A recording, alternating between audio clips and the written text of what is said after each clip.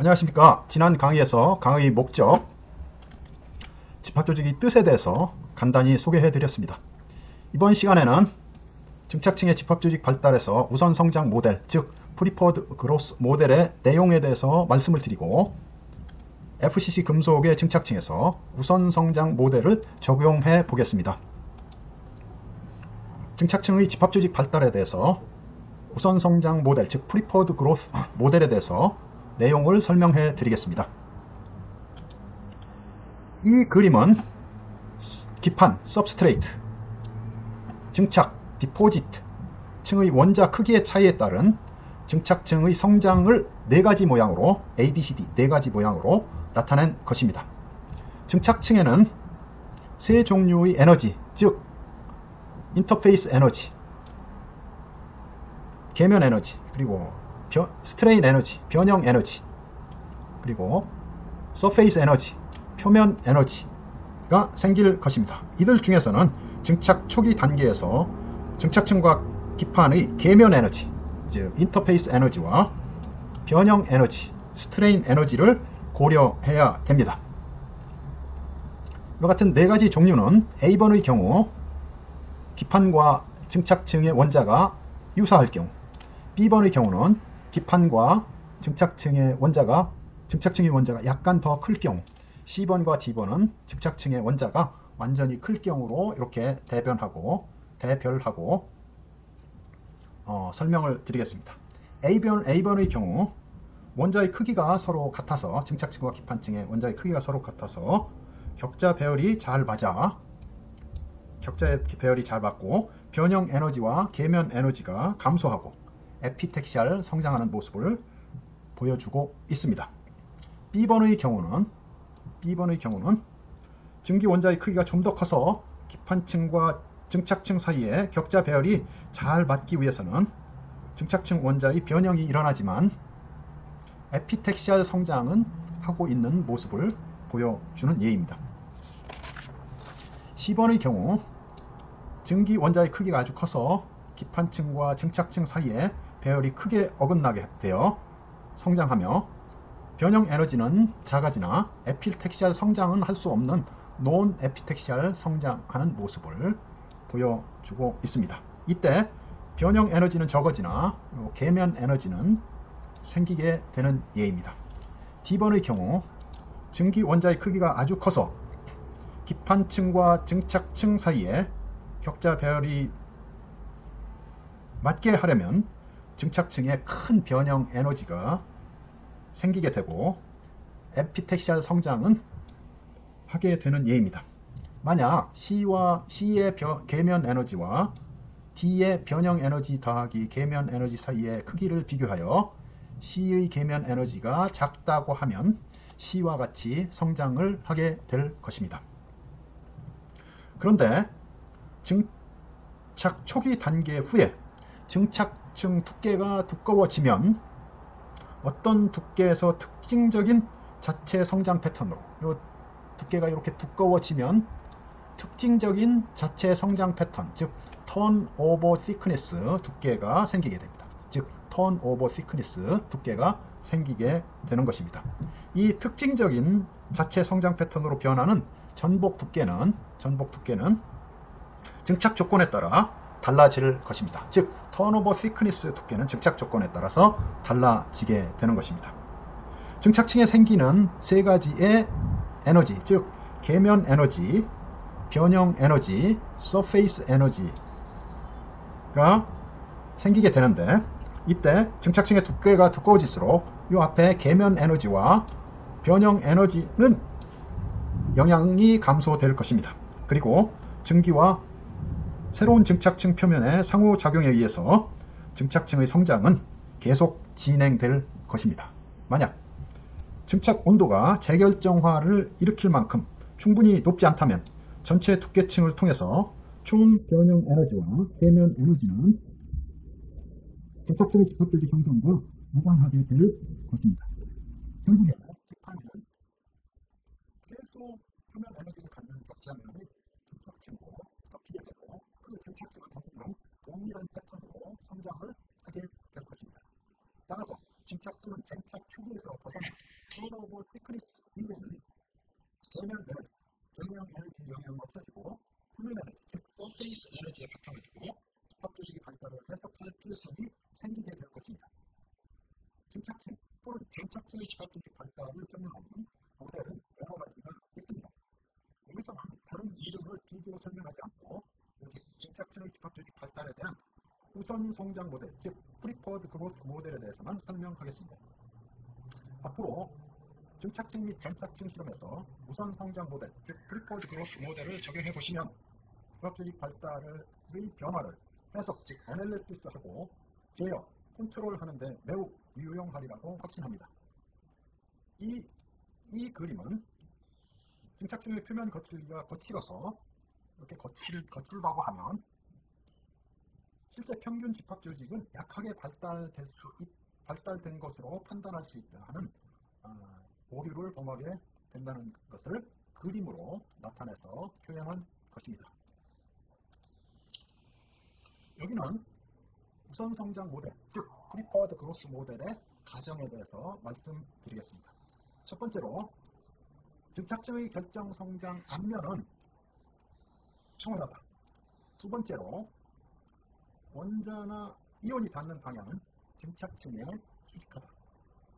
세 번째로 증착층에 닿는 원자나 분자가 안정한 위치로 쉽게 이동할 만큼 표면 확산 속도가 빠르다. 네 번째로 상대적 격자 표면 에너지는 분위기의 영향을 not influence, 분위기의 영향을 받지 않는다. 이 그림은 증착 및 전착의 집합조직 발달을 해석하는데 증기 농도와 표면 에너지의 바탕을 둔 집합조직의 발달의 우선 성장 모델, 프리퍼드 그로스 모델을 설명하기 위한 기판, 즉 서브스트레이트의 증착 및 전착하는 모습을 보여주고 있습니다. 그림은 증착 또는 도금에서 원자나 이온이 이와 같이 기판에 평행하게, 즉 여기에서 평행이라는 것은 세타 값이 0인 것도 있지만 안정한 성장을 위해서 각도가 세타만큼 비스듬하게 이와 같이 세타만큼 비스듬하게 성장해 갈 수 있습니다. 그 이유는 원자가 이와 같이 증착이 되었을 경우 결합하는 곳이 여러 곳인 경우가 안정하게 될 수 있습니다. 이때 작은 각도, 이 세타가 작은 각도일 때와 이 세타가 큰 각도일 때, 즉 왼쪽은 작은 각도일 때고 오른쪽은 큰 각도일 때입니다. 이 작은 각도일 때는 이와 같이 튀어나온 부분, 이렇게 튀어나온 이 부분을 내지라고 했을 경우 이 작은 각도에서는 내지의 density, 즉 밀도가 낮아질 것이고 큰 각도에서는 내지의 밀도가 커질 것입니다. 그러면 이 내지는 생각을 해보면 서페이스 에너지와 연관이 있을 것입니다. 이 내지의 로우 내지 덴시티에서는 로우 서페이스 에너지가 될 것이고 하이 내지 덴시티에서는 하이 서페이스 에너지가 될 것입니다. 따라서 로우 세타에서는 로우 서페이스 에너지, 하이 세타에서는 하이 서페이스 에너지를 얻게 될 것입니다.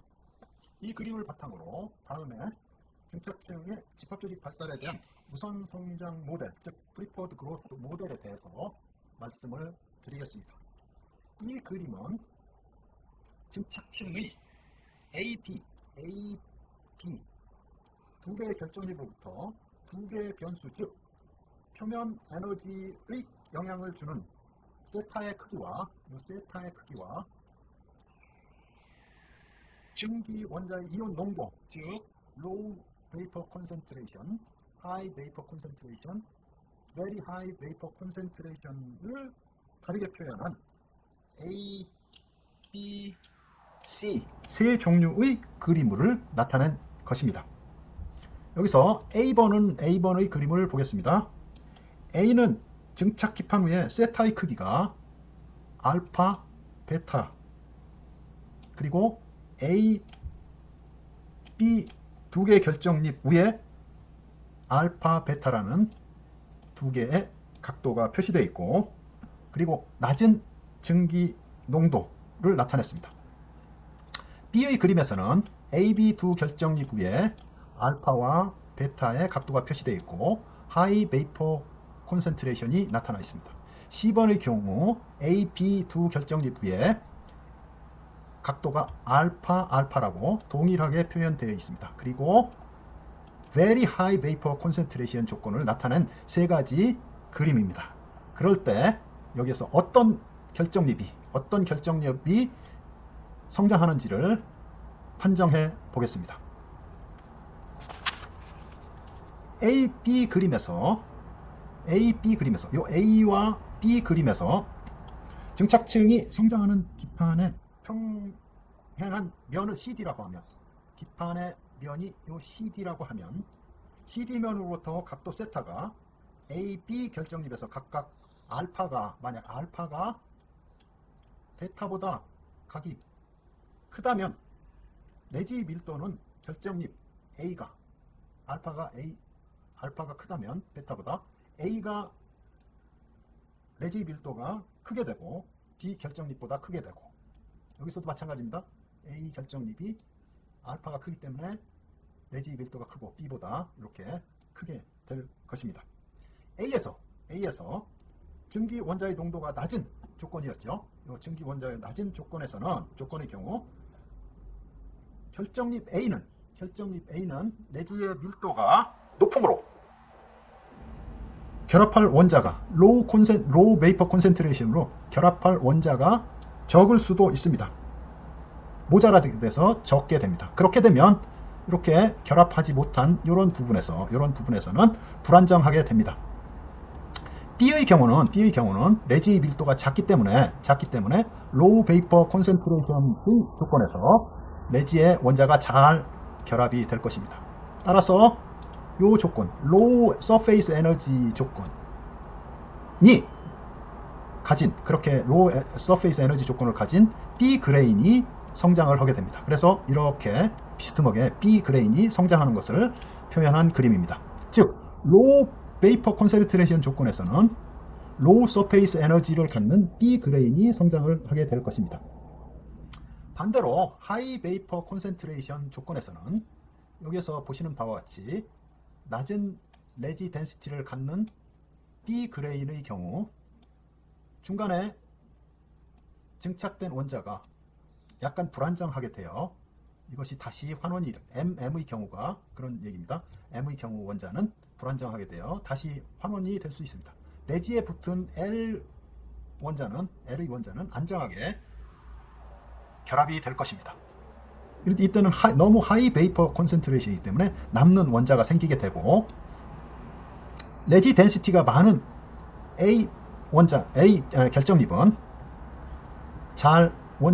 증기 원자를 잘 내지에 결합시켜 이때는 A 결정립이 성장을 이루게 될 것입니다. 그래서 이와 같이 더 넓은 그리고 성장하는 모습을, 결정립이 성장하는 모습을 보여드린 그림입니다. 즉, 하이 베이퍼 콘센트레이션은 하이 서페이스 에너지를 갖는 A 그레인이 성장하는 모습을 보여드리고 있습니다.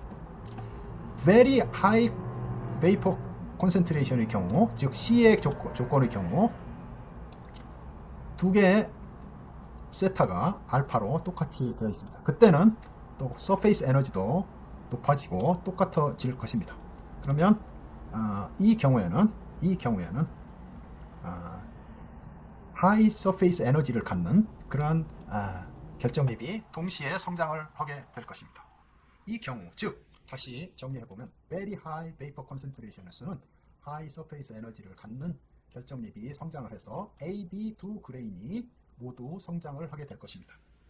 이렇게 될 경우에는 이런 결과는, 즉 동시에 성장을 하게 되므로 이와 같이 표면 거칠기가 아주 거칠어지는 그러한 현상이 나올 것입니다. 이 표면 거칠기가 거칠어진 현상을 실험에서 실제로 증명해 보일 수 있습니다. 이상으로부터 증착층의 집합조직은 생존하는 결정립의 성장에 의해서 발달합니다. 이것을 바탕으로 증착층 또는 전착층의 집합조직 발달에 대한 우선 성장 모델, 즉 프리퍼드 그로스 모델을 정리하면 다음과 같습니다. 즉 프리퍼드 그로스 모델을 정리하면 다음과 같습니다. 아주 간단합니다. 증착 또는 전착층 원자 또는 이온의 농도가 낮으면 low vapor concentration이면 표면 에너지가 낮은 즉 low surface energy 결정면이 증착층 또는 전착층의 성장 방향과 수직하게 발달할 것입니다. 만약 원자 또는 이온의 농도가 높아짐에 따라 즉 higher vapor concentration 이면 표면 에너지가 높은 즉 high surface energy 결정면이 증착층 또는 전착층의 성장 방향과 수직하게 발달할 것입니다. 이것이 증착층 및 전착층의 집합조직 발달에 대한 우선 성장 모델, 즉 프리퍼드 그로스 모델입니다. 증착 또는 전착의 우선 성장 모델은 원자의 농도 조절에 의한 표면 에너지를 지배함으로써 해석하는 아주 간단한 모델로 원자의 농도가 가장 중요한 주 요소입니다. 이 이론은 도금 즉 일렉트로 디포지션에서 얻은 실험 결과를 바탕으로 모델을 전개하여 증착 즉 베이퍼 디포지션으로 확대한 것입니다. 따라서 증착의 결과는 다른 연구자들의 실험 결과를 우선 성장 모델 즉 프리퍼드 그로스 모델을 적용해서 해석해 보도록 하겠습니다. FCC 금속의 증착에서 집합조직 발달을 우선 성장 모델로 해석해 보겠습니다. 이 실험 결과들은 다른 사람들의 연구 결과를 우선 성장 모델로 해석해 본 것입니다. 실험 결과를 해석하기에 앞서 가장 중요한 표면 에너지의 변화를 한번 알아보겠습니다. B. 샌드키스키 1964년도에 FCC 금속의 상대적 표면 에너지를 측정해서 이와 같이 그림으로 나타냈습니다.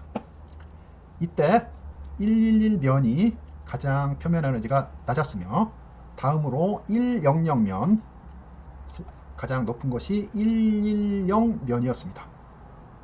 즉 111면이 가장 표면 에너지가 작았고 100면이 중간이었고 110면이 가장 크다고 측정하였습니다. 다음은 우선 성장 모델은 증기 농도가 중요하다고 그랬는데 증기 농도를 변화시킬 수 있는 실험 변수에 대해서 알아보겠습니다. FCC, BCC, HCP 모두 해당되는 그런 내용입니다. 여기에서 여기가 기판입니다. 기판에서 떨어진 거리를 XY축으로 나타냈습니다. 또 기판 앞에서는 원자를 소모함으로 이렇게 농도가 떨어지는 것도 보여주고 있습니다. 그럴 때 증기 농도를 증가시키는 방법을 두 가지 실험 변수로 할 수 있습니다. 첫 번째, Vaporation Rate, 즉 증발 속도를 높이게 되면 Vapor Concentration이 높아지는 것을 알 수가 있고요. 그리고 템퍼러처를 높이게 되면 Vapor Concentration을 높일 수 있다는 두 가지 실험 변수에 의해서 Vapor Concentration을 변화시키는 그러한 변수를 이 그림으로부터 제시해주고 있습니다. 앞에 것을 다시 정리하게 되면 FCC 메탈에서 증착을 할 때 Vaporation Rate, 즉 증발 속도를 높이게 되면 Vapor Concentration이 높아집니다. Deposition Temperature를 높이게 되면 또 Vapor Concentration이 높아지고, 그러면 집합조직의 발달은 111로부터 110으로, 즉 Surface Energy가 높아지는 방향으로 집합조직의 발달이 된다 하는 것을 우선 성장 모델로 이렇게 예측할 수가 있는 것을 도표로 말씀을 드린 겁니다.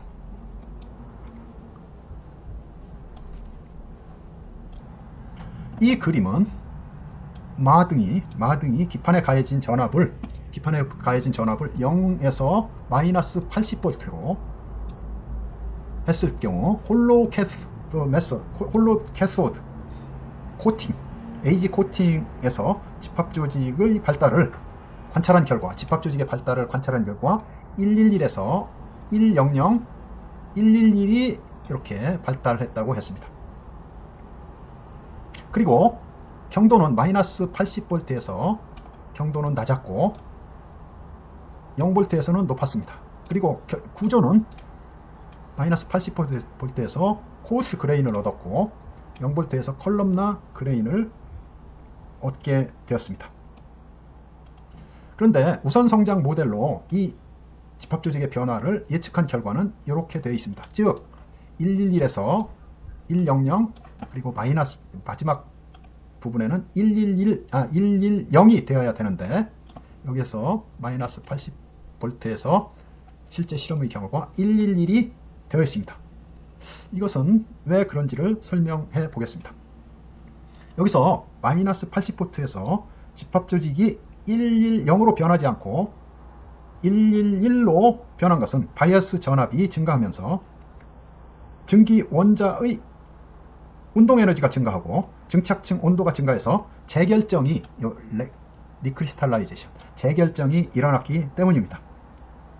결정립은 0V에서 결정 구조를 보게 되면 0V에서 컬럼나 그레인입니다.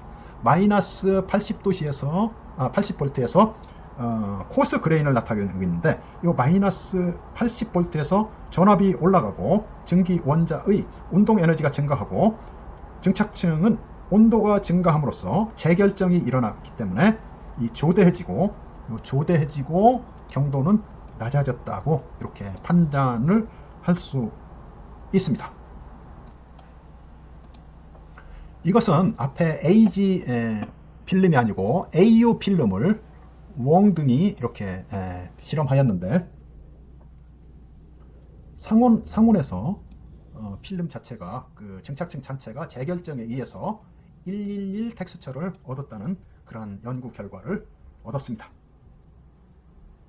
즉 AU 증착층은 상온에서 재결정이 일어났으며 앞의 AG 증착층도 마이너스 80V에서 재결정이 일어났다고 이렇게 같이 해석할 수가 있습니다. 이것은 세 사람의 연구 결과가 다르게 한 것을 종합해서 이 표에 나타냈습니다. 즉 이 세 사람들은 FCC 결정 구조인 CU와 AL 얼로이를 유리와 스테인리스 강판 위에 증착하였습니다. 그리고 증착 방법은 포스트 캐소드와 홀로우 캐스트 방법을 이용했으며 그리고 온도는 여기서 온도는 TM 멜팅 포인트 분의 T 값이 로우일 때 하이일 때 그리고 293K에서 1073K까지 이렇게 변화를 해서 포스트 캐소드의 방법에서는 로우일 경우에 111 하이일 경우에 110 293에서 1073까지는 111을 얻었습니다. 홀로캐스트에서는 똑같고 293에서 1073까지는 110 카파 그리고 100 알루미늄을 얻었습니다. 여기서 우선 성장 모델로 이것도 설명이 가능합니다. 우선 성장 모델에 의하면 증착 온도가 높아지면 원자의 농도가 증가하여 집합 조직은 111 집합 조직에서 100 집합 조직 그리고 110 집합 조직으로 변한다고 했습니다. 따라서 시험 결과가 TM분의 T가 낮을 때는 111 집합 조직, 높을 때는 110 집합 조직이 얻어졌습니다. 마찬가지입니다. 여기 홀로캐스터에서 111에서 110으로 이렇게 집합 조직이 얻어졌습니다. 그리고 293에서 1073K까지는 111이 얻어지고 포스트 캐소드에서 홀로캐스트는 110이 얻어지고 각 구리에서 그리고 알루미늄에서는 100이 얻어졌습니다. 이와 같이 홀로캐스트와 포스트 캐소드에서 집합 조직이 달라지는 이유는 요 그림으로부터 알 수 있을 것입니다. 즉 포스트 캐소드에서는 캐소드, 즉 음극이 기둥으로 되어 있고 요 기둥에서 나오는 증발 원자들이 이렇게 분산이 됩니다. 요 홀로 캐소드에서는 음극이 이렇게 가운데가 뚫린 형태의 통으로 되어 있고 증발 원자가 기판에 집중이 됩니다. 요 포스트 캐소드에서는 원자가 분산이 돼서 농도가 약간 낮은 효과를 얻어졌겠고 홀로 캐소드에서는 집중돼서 농도가 증가되는 효과를 얻었을 것입니다. 그래서 여기에서 포스트 캐소드에서는 111이 얻어졌고 홀로 캐소드에서는 110과 구리와 100이 알루미늄이 얻어진 것입니다. 그리고 만약 그러면 요 온도 차이인 로우와 하이에서 이 중간에 100이 왜 없느냐, 이것은 그러한 요 온도 조건을 또 찾게 되면 100이 얻어질 것입니다. 이것은 PK 두타 등이 진공의 실온에서 유리 기판층에 증착한 AG 방막의 두께에 따른 집합 조직의 변화에 대해서 그림으로 나타낸 것입니다. 임계 두께까지는 어느 두께까지는 랜덤, 즉 무질서 집합 조직이 얻어졌고 증착이 진행됨에 따라 이렇게 두꺼워짐에 따라 111 집합 조직과 110 집합 조직으로 그리고 110 플러스 112 집합 조직이 혼합되어 있는 것을 얻은 것입니다. 증착 초기에 랜덤, 즉 무질서 집합 조직이 좀 더 두꺼워지면 111 집합 조직으로 되는 것은 우선 성장 모델과 일치합니다. 증착이 진행되어 두께가 두꺼워짐에 따라 증기 원자가 격자로 응축되게 되고 응축열과 증기의 높은 열원 복사열로 온도가 높아져서 증기 원자의 농도가 높아지고 표면 에너지가 높은 110 집합 조직으로 성장하는 것도 설명할 수가 있습니다. 두께가 두꺼워짐에 따라 이렇게 집합 조직이 변하는 것을 변형 에너지가 집합 조직을 제어한다고 생각할 수도 있습니다. 이것의 진위를 알아보기 위하여 다음과 같은 이론을 전개하였습니다.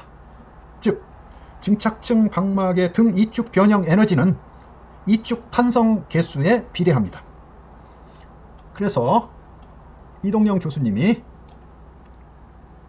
AG의 방위에 따른 탄성 변형 에너지를 이와 같이 계산하였습니다.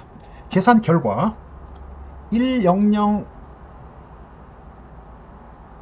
집합 조직이 110 집합 조직을 갖는 경우보다 탄성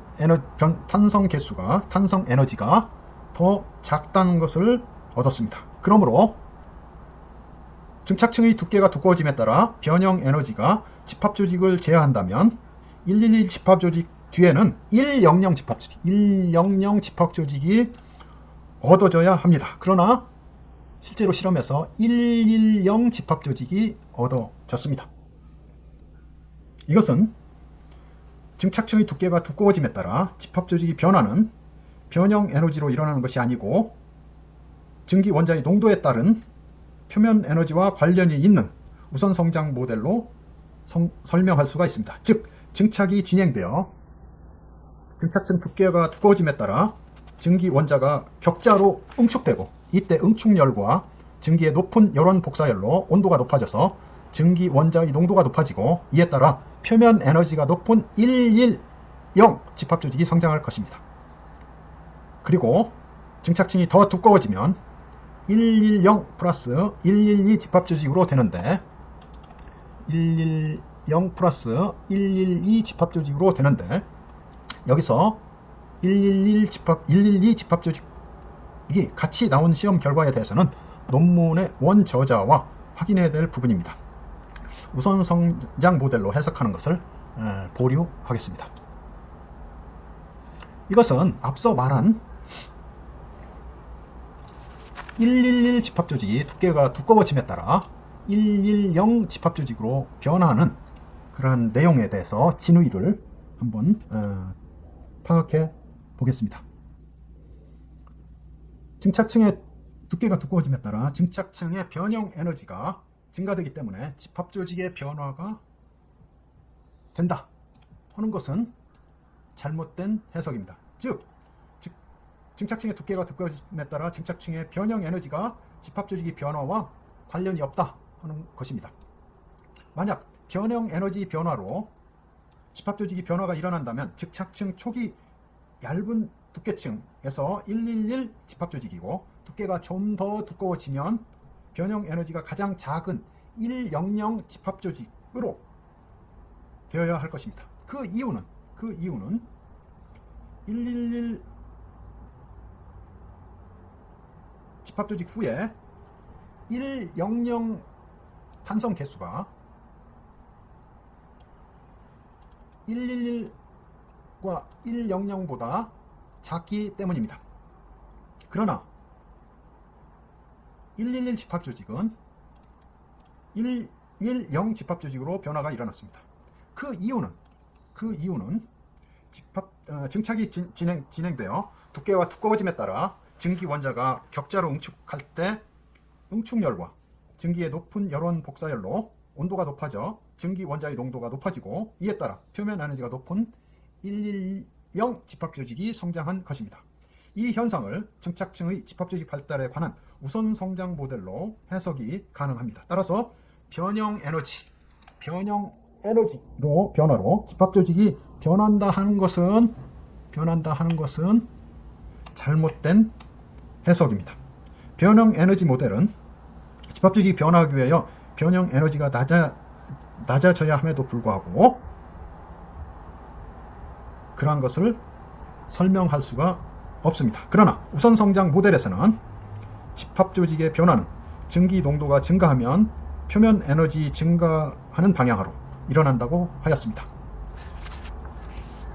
증기 원자 농도가 가장 중요한 변수입니다. 증기 원자 농도를 변화시키면 원하는 집합 조직을 얻을 수 있는 것입니다. 따라서 우선 성장 모델을 이용하면 증착층의 집합 조직 변화를 분석하고 조절하는 것이 매우 쉽게 될 것입니다. 이번 강의는 여기서 마치고 다음 강의에는 BCC, HCP 금속 및 산화물의 증착층 집합 조직 발달에서 우선 성장 모델, 즉 프리퍼드 그로스 모델을 적용해 보겠습니다. 경청해 주셔서 감사합니다.